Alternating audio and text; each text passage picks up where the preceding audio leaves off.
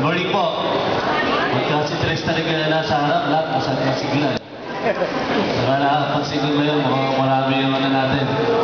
Marami attendance.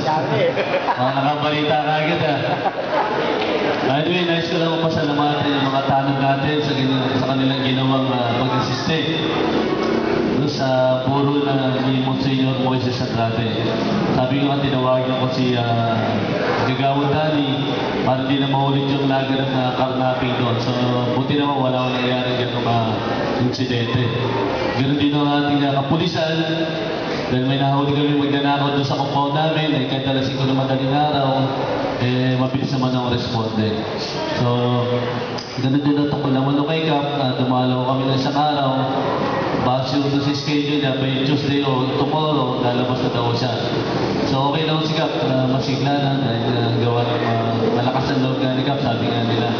Kaya sa tingin ko, mabilis ang makakabalik, mabilis ang gagaling. So kaya pansamantala, pero nandito pa rin ang ating OIC na si Tokay Banbiray. Patuloy pa rin tayo magsama-sama at maging masigla sa ating pwede ito sa ating barangay. Hindi lang po muli magandang umaga.